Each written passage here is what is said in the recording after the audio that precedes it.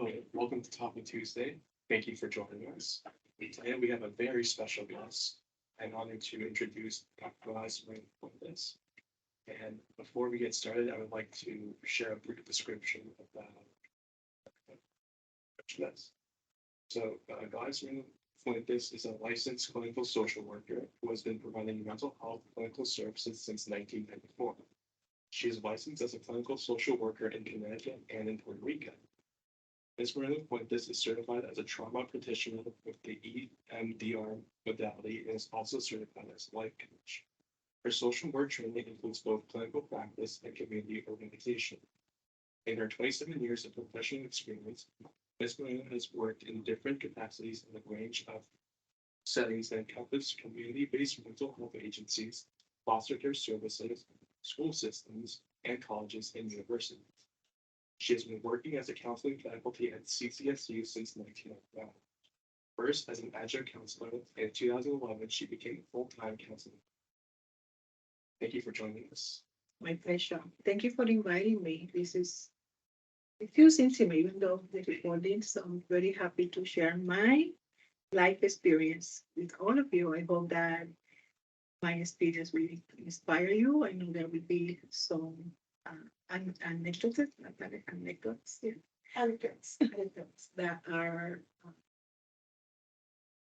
I had to overcome, and I think I was resilient.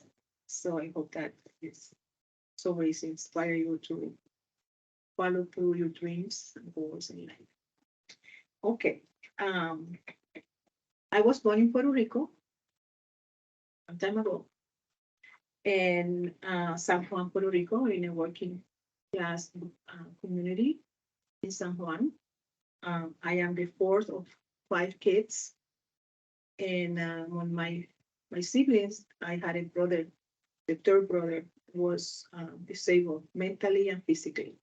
He never became a fully adult. He stopped growing. He looked like he always looked like he was 11, and he was using diaper until he died when he was 43, and he used bottom as a baby. It was a big challenge for my mom to be able to work and follow her dream, which was getting education. My father was a fireman for a long time, and then he changed to be a bus driver, the city. And my sister and I were the first two generation in college. She became a teacher, and I will tell you my trajectory with college. Um, in the mid 70s, well, before that, as a teenager, my sister and I joined the independent movement in Puerto Rico. We were very concerned with um, the U.S. Um, relationship, the way the relationship of the United States had with Puerto Rico. So we were very active in the independence movement. We can even write a book about that, but I want to leave it there. And then in the mid 70s, I got married when I was 19. And my agreement with my boyfriend at the time, he was also very, very political. He was very progressive, very feminist, supporting the feminist agenda when we were dating. Very nice. And we got married when I was 19. When I was 20, I had my first son. And he said, immediately we got married, you cannot go to school because you have to, at some point we're going to have kids. We had kids year after anyways. So he was a college student, but he had so many but for me to go to school. Mhm. So at some point, I knew I didn't have his support to go to school, and my dream was always I need to complete a degree. Um, so at some point, I found out about this program that was born in New York, Aspira. Have you guys learned about Aspira? Aspira was born in New York by a Puerto Rican social worker, and it's Aspire to inspire Latinos to go to college. So Puerto Rico opened its first Aspira. and I learned about that. I went and found out by then my oldest son was maybe 1.5 years old. I went to find out it was a place like this, very similar books, and they offered a lot of orientation for people to go to college. The federal aid, the FAFSA at that time was something Playground maybe, and people who wanted to come to the United States, they had, in fact, they had some connection with some university they were recruiting in Puerto Rico. So I went there to find out with my son what is going on here, and they said, you know what, Gladys, we need someone to do part-time work here, 15 hours a week. Would you be interested? And I thought this would be my only way to pay childcare because my husband was not going to support me. I was working there 15 hours a week for the fall semester, spring semester, and my husband didn't know I was going to college. So around April, end of April or May, he once said, are you going to college? Are you going to the university? I say, yeah, I've been going. How did you find out? Well, because I see books and everything. And he said, well, as long as the food is made, the house is clean, and everything is done that belongs to you, that would be okay. So, of course, the relationship didn't last too long. Um, and in fact, after that, immediately we had a big fight. I went to New York to live with my relatives, with my son, and then he came to pick me up. I went back and immediately got pregnant with my second son. I had my second son when my oldest was 2 years and a half. And after that, when my son was 27 days old, we got separated and divorced. So I then continue my education in Puerto Rico. I found a job at the hospital, clinical. I had some clinical training from before getting married. And I did school evenings, weekends. My mom was taking care of my kids. So I completed around 42 credit hours sociology. First, it was general study, and then I majored sociology. I was not sure what I wanted to do. And in 1987, I decided to move to the United States. I really wanted to leave the island. I wanted to explore other life experiences. I didn't know much English, very extremely basic. So I went to Ohio, Cleveland. Cleveland has a huge Puerto Rican community. Like Hartford, very diverse, a lot of Middle East population, a lot of Puerto Ricans. And a lot of Puerto Ricans because in the 40s, 50s, and 60s, the car industry went to recruit Puerto Ricans. And those Puerto Ricans were the social, they were not the working poor like the Puerto Ricans who came to work in the agriculture here. The car industry pays better, so the community was a little bit in a better place. They are more, when I would say maybe more homeowners. Anyways, I had an aunt, her husband, my uncle, and around 5 cousins from them, and I had 2 cousins from another uncle who was in New York at the time. So they were my support system when I got here.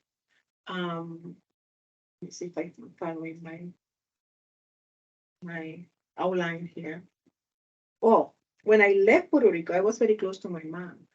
And she didn't want me to, especially she was very close to my kids. And I said, Mom, I'm going there to learn English, get my education. I'll be back to work in Puerto Rico. That was my agreement. So that summer when I went to Cleveland, living with one of my cousins, he was working at the transit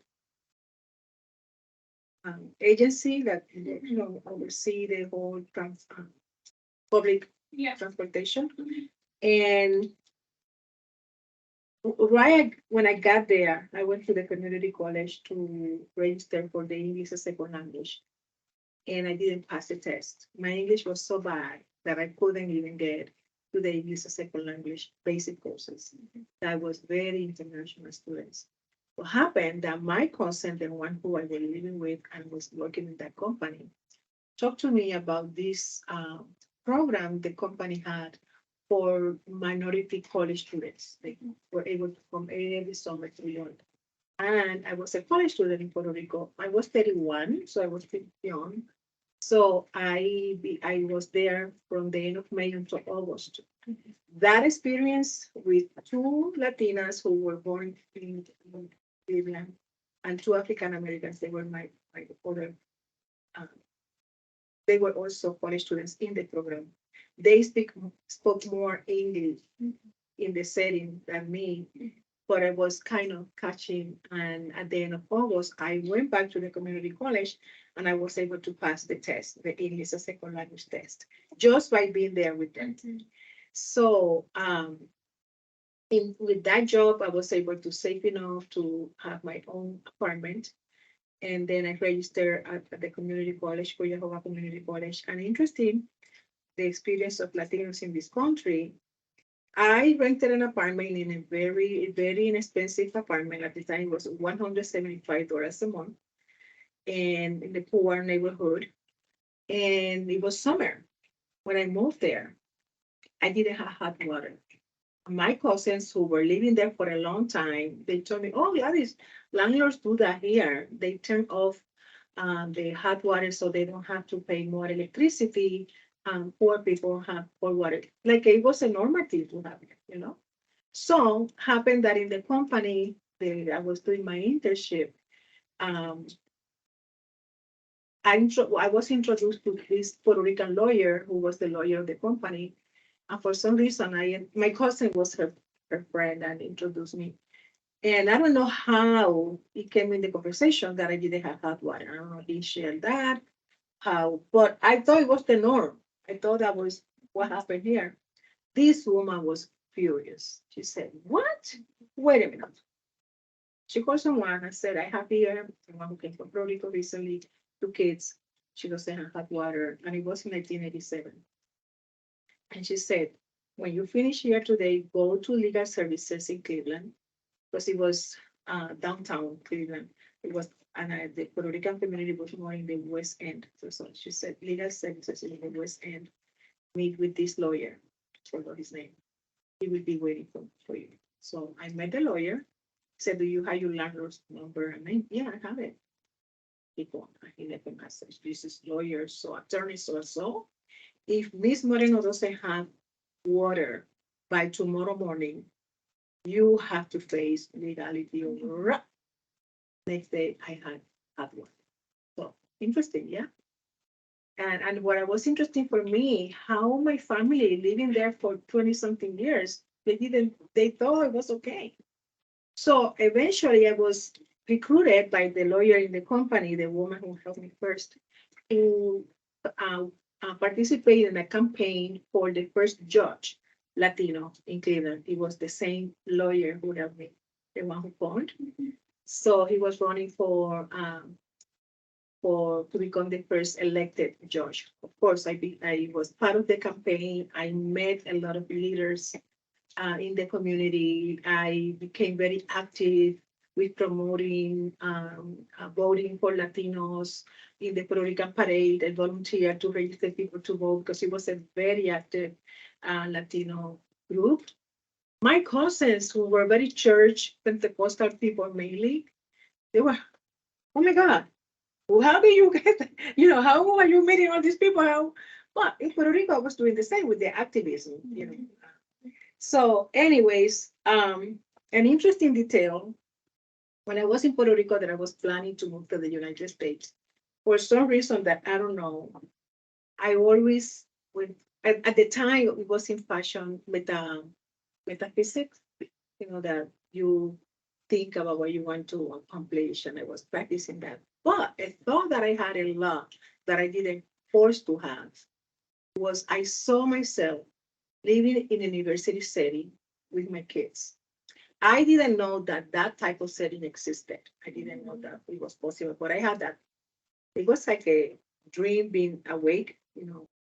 I saw myself, I saw the room and the kids, and it was part of a huge university. So when I was in Cleveland, and after that summer, and the kids went to school, they were struggling with adjustment. They didn't like the change. They were not happy about leaving Puerto Rico. All they knew, and they were telling me, "You are selfish. Only you were thinking about you. Look at what you did to us. You separated us." And I was dealing with all that and feeling guilty, and a judgment for me too was. So I was referred to the Catholic Family Services, to a Latina from Colombia, Mary Rosa.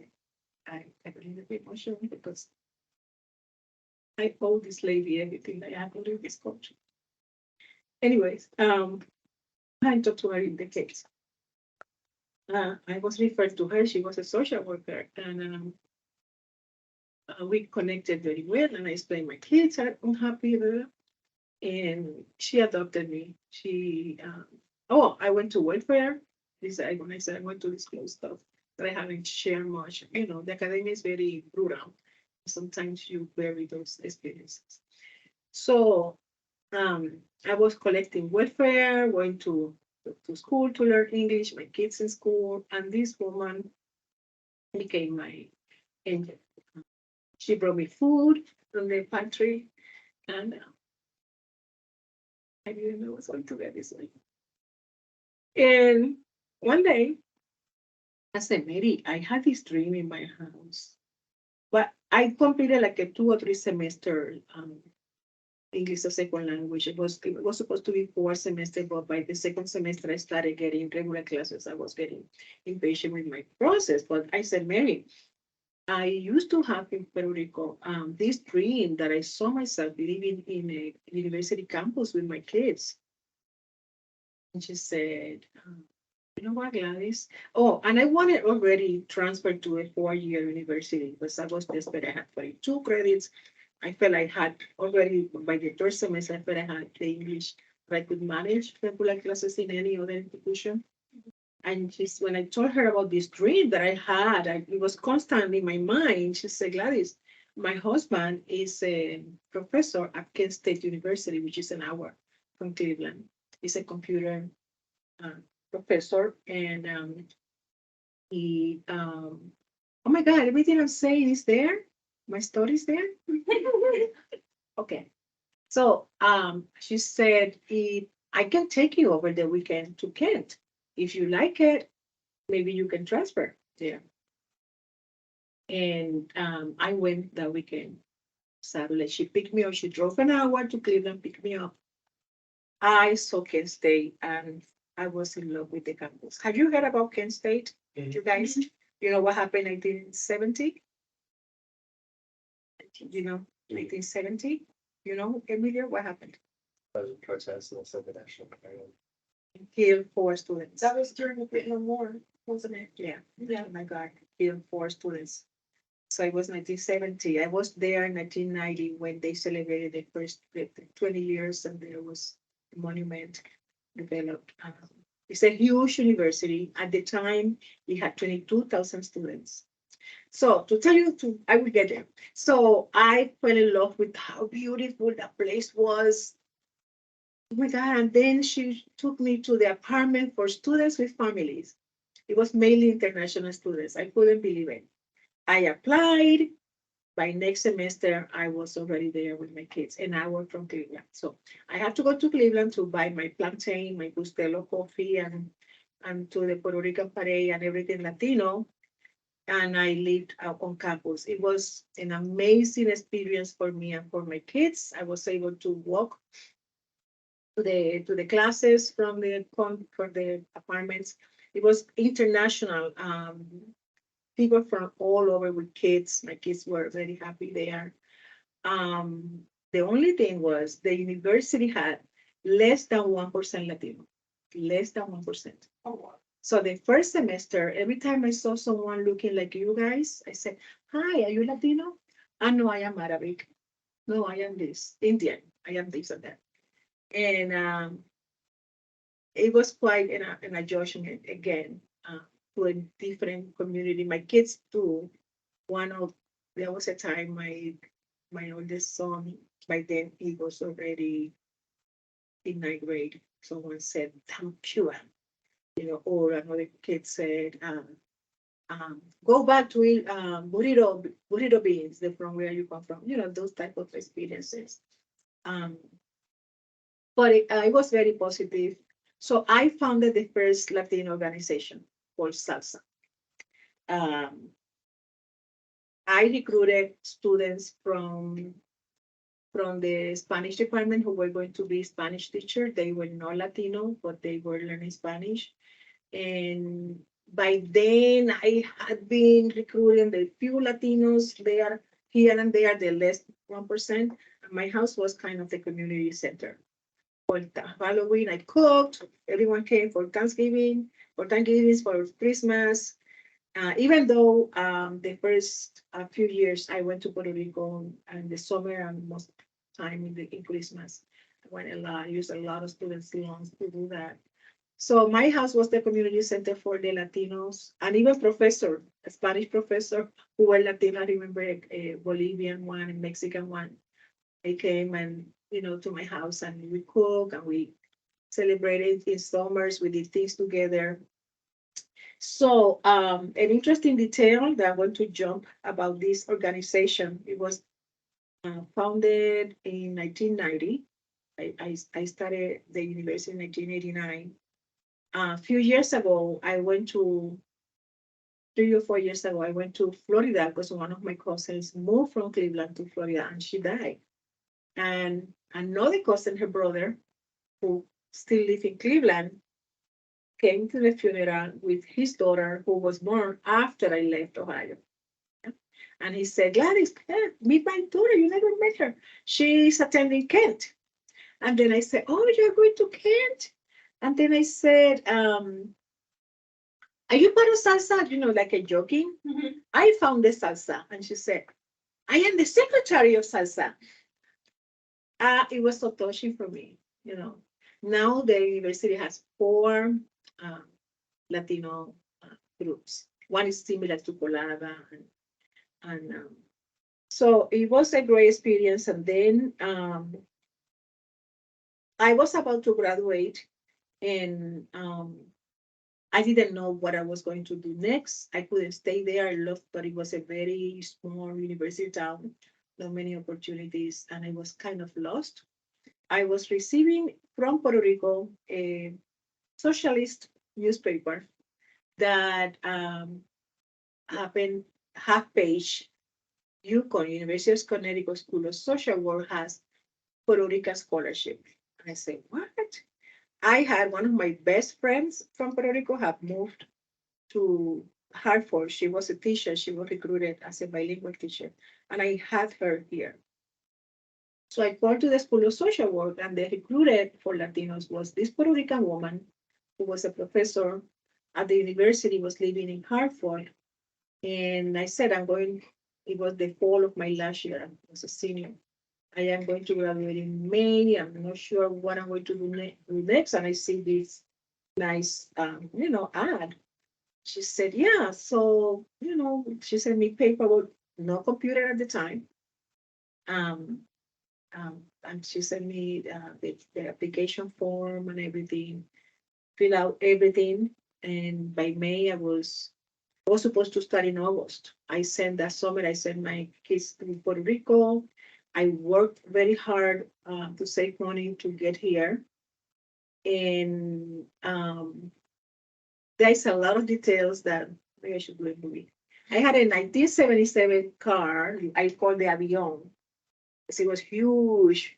And I took it to the mechanic and he checked his salaries. And I rented a U-Haul with it was no truck, that you put, and the apartment was furnished. So, but I brought 3 set of mattress that I bought just in case here. And that summer I worked registering people to vote, but this was the Democrats were hiring people to register, and then happened that program was in different states. And when I was admitted to UConn, at the time from Cleveland, I couldn't find any apartment because every time, oh, Yukon began sending me newspaper for apartments, no computer. And in those newspaper, when I found something that I thought I was able to afford, I called, do you have a job in Connecticut? No. So I was, oh my God, how can I get there? And happened that the people I was working with, registering people to vote, had an office in Hartford. So they were able to do all the paperwork and course to show that when I got here, I was going to be working with them. So they were able to say, yeah, she has a job with our company, which is national.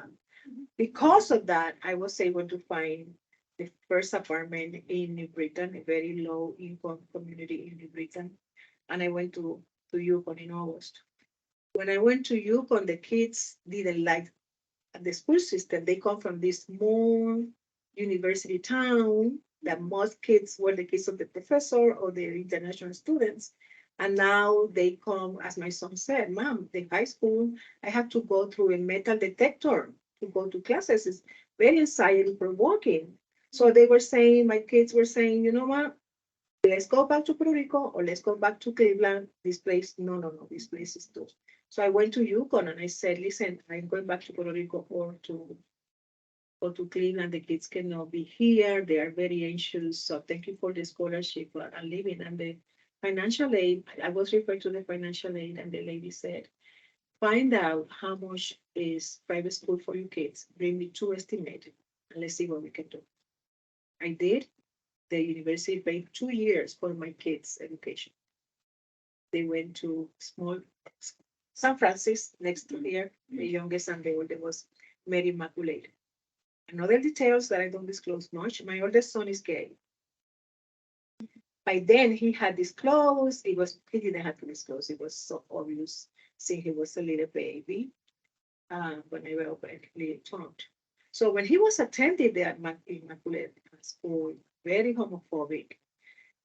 This is another thing that we have to be dealing with as a family.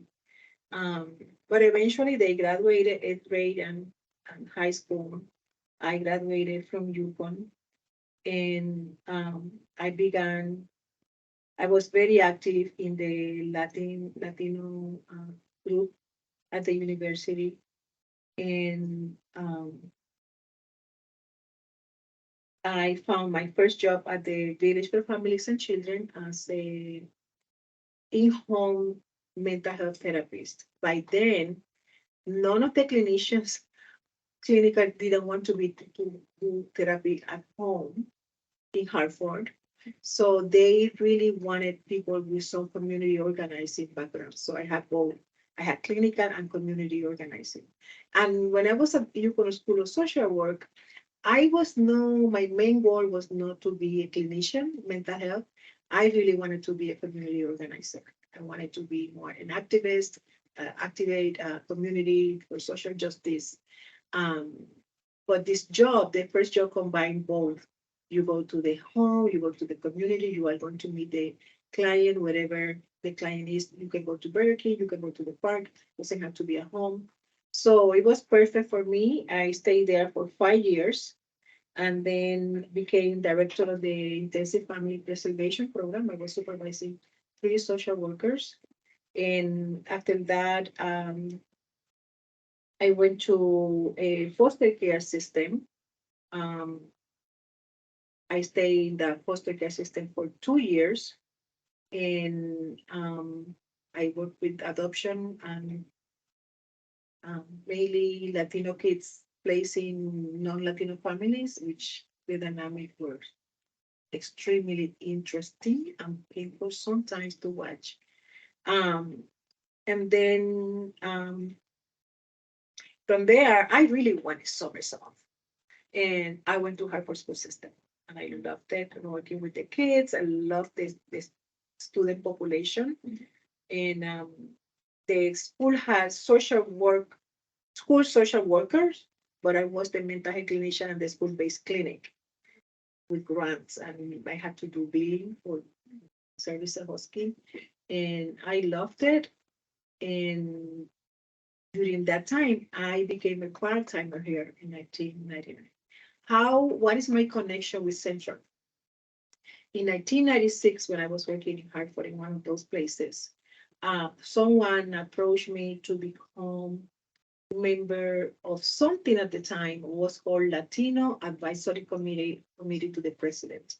And at the time, 1996, the president at the time was President Judd, was interested in learning more about the experience of the Latino community at Central, students, but also staff, faculty. We were very, very underrepresented.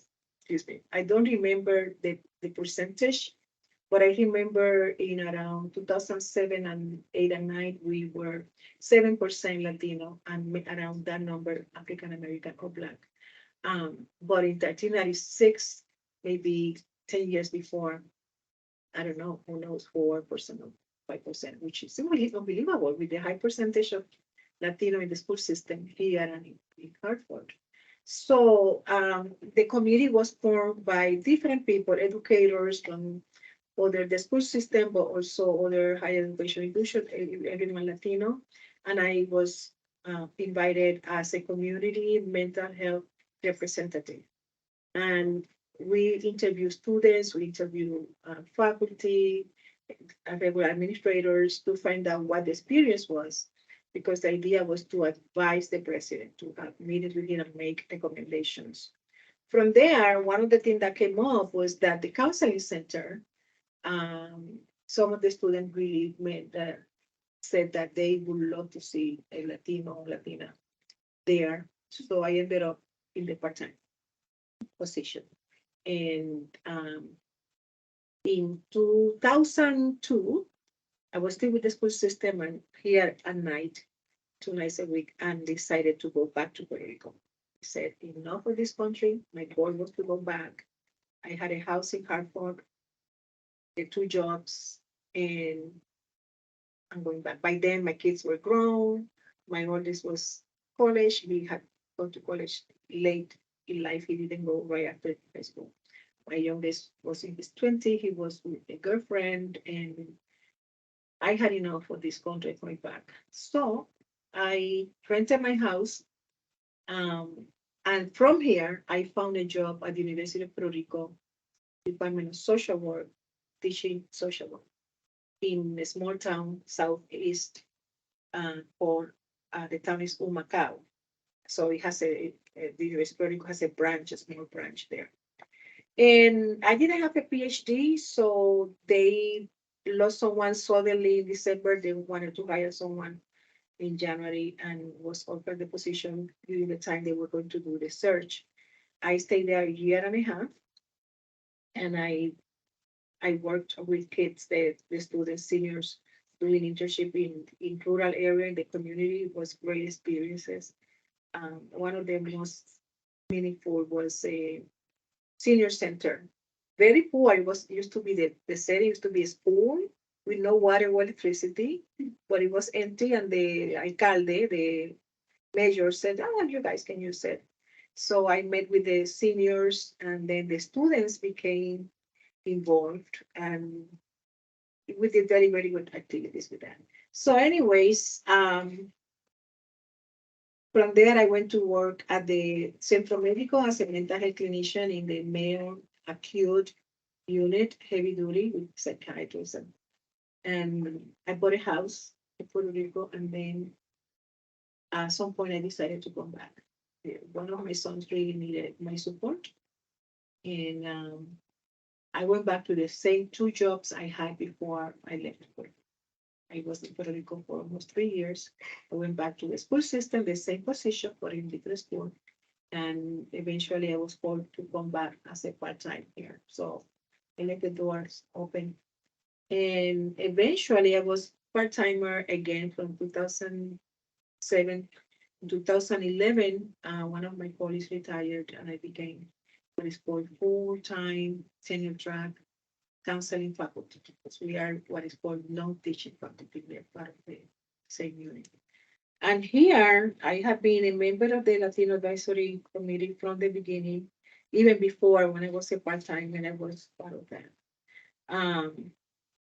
I have been some time ago, we used to have Black and Latino caucus. We used to address issues affecting mainly faculty of color as a unit. I was part of the curriculum committee, not anymore, and now I have been a member of Committee of Considered Women since 2016, and member of the still with the board. Any questions? I have a question. Where is about your parents and like being born in Puerto Rico and things like that. You said you were born in San Juan, but are your parents from other places in Of Puerto Rico? course, a good question. My mom is, good question, I have something to say about that. My mom is for a town called Rio Grande, which is the Yunque. I don't know if you guys know about the Yunque. If you ever had the opportunity to go, National Forest, beautiful. She was from that area, and in the 40s, she went to San Juan to work. My father's family was from Naguabo, but his grandmother went to San Juan. I think it was in the 30s or the 20s, maybe the 20s. Went to San Juan to work, and she had a daughter, my father's mom, but she died when delivering my father. So my grandmother raised him. And then he was working as a mailman in a bicycle in 1948. And my mom was the cleaning lady of the pharmacy's owner, because the pharmacy was in front of the house and they had a huge house in the back. And they met in 1948.